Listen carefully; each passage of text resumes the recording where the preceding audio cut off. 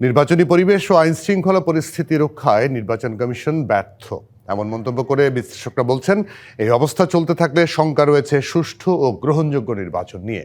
এছাড়া তাদের মত নির্বাচন সুষ্ঠু হলো কি না তা নির্ভর করবে ভোট গ্রহণের আগে পরের কয়েকদিনের পরিস্থিতির উপর। রাজনৈতিক দলগুলোর বাক বিদণ্ডায়ও ছড়াচ্ছে উত্তাপ, তবে সরকার এখনো সুষ্ঠু, নিরপেক্ষ এবং গ্রহণযোগ্য নির্বাচনের প্রতিশ্রুতি দিয়ে আসছে। ২০২৪ সালের আগস্টে ছাত্র জনতার গণ অভ্যুত্থানে আওয়ামী লীগ সরকার পতনের পর দায়িত্ব নেয়া অন্তর্বর্তী সরকারের কাছে অন্যতম গুরুত্বে রয়েছে অবাধ, নিরপেক্ষ ও সুষ্ঠু নির্বাচন।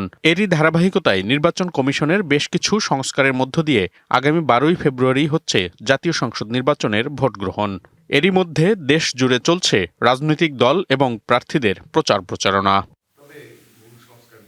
জাতীয় ঐকমত্য কমিশনের সাবেক সদস্য ও সুজন সম্পাদক বদিউল আলম মজুমদারের মতে, নির্বাচনী আচরণবিধি, প্রার্থীদের আইনভঙ্গ এবং আইন শৃঙ্খলা সব মিলিয়ে ব্যর্থতার পরিচয় দিয়েছে নির্বাচন কমিশন।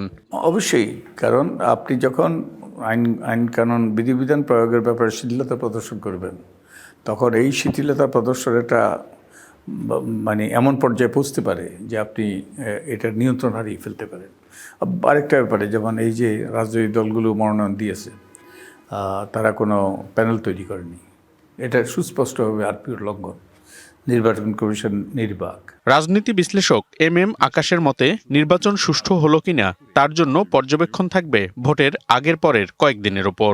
নির্বাচন শান্তিপূর্ণ হবে কি হবে না সেটা অনেকখানি নির্ভর করবে শেষ 3 দিন নির্বাচনে কি হয়, সেটাই জটিল। তখনই বোঝা যায় যে ফলাফলটা কি হতে যাচ্ছে, এবং নির্বাচনের পরেও, ফলাফল ঘোষণার পরেও একটা বিরাট দ্বন্দ্ব লেগে যেতে পারে।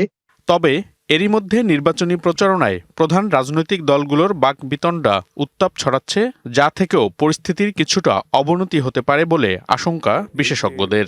এই অসহিষ্ণুতাতে কিন্তু সহিংসতার সৃষ্টি হয়। কোথাও কোথাও ডিম ছুঁড়ে মারা হয়েছে, কোথাও কোথাও ময়লা পানি ছুঁড়ে মারা হয়েছে, কোথাও কোথাও আক্রমণ হয়েছে।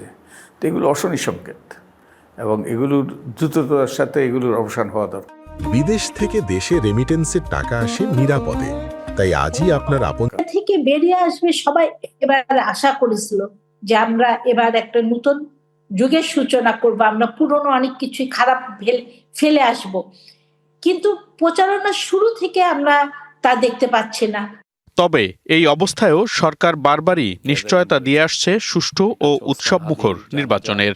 সরকারের প্রস্তুতি রাইট অন ট্র্যাকের মধ্যেই আছে। আমরা যেভাবে টাইম লাইনটা সেট করেছিলাম যে এটার পরে এই কাজগুলো করব, সেই কাজগুলোই হচ্ছে। আমাদের সিকিউরিটি ফোর্সের কনফিডেন্সটা অনেকটাই চাঙ্গা। নির্বাচন সুষ্ঠু ও উৎসবমুখর করতে সর্বোচ্চ চেষ্টার কথা বলছে নির্বাচন কমিশন সহ সংশ্লিষ্ট সবাই। মনিরুল সোহাগ, ডিবিসি নিউজ, ঢাকা।